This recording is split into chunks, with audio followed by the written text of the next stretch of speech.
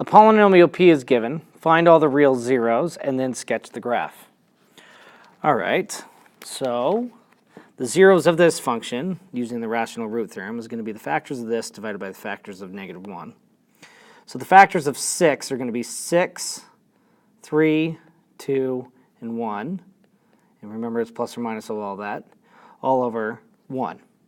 So my factors could be plus or minus 6, plus or minus 3, plus or minus 2, or plus or minus 1. So let's start in the middle. So I'm going to go 3 first. -1, -2, 5, and 6. Drop the -1 down. -3, -5, -15, -10, -30. So that becomes -24, which is not 0. So 3 is not a root. So let's try another one. Let's try -3.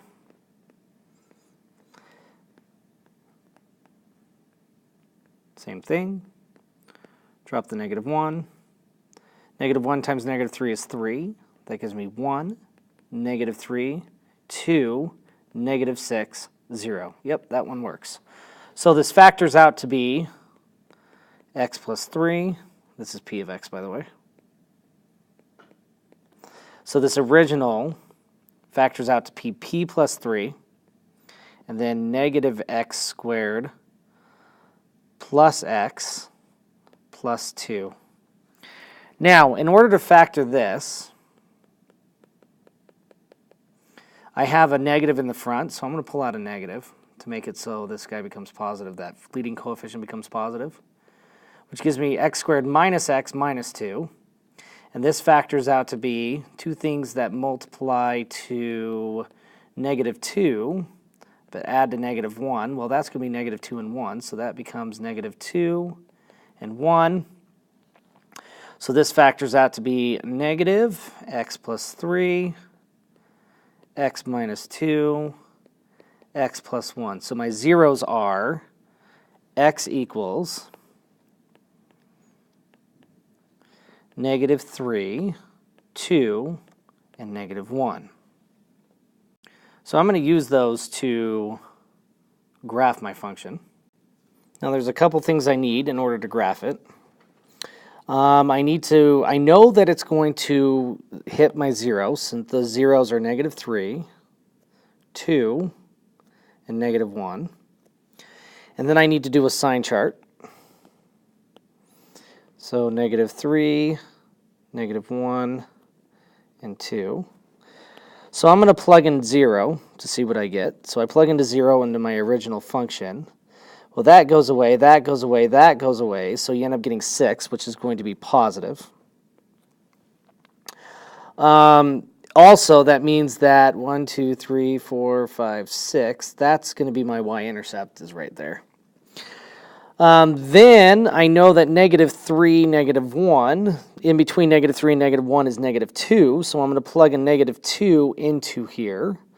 So p of -2, now we can either plug -2 into my function, or if I don't want to do that, I can use the remainder theorem. Remainder theorem means that I can use synthetic division using -2 on my original function. So I get -1. -1 times -2 is 2. That gives me 0. 0, 5, -10, so that gives me -4. So if I plug in p of -2, you will get -4 by the remainder theorem, which means -2 is going to be negative. So right here where -2 is all going to be negative. Now if I plug in something even smaller, less than -3, let's say -4. So p of -4 is going to be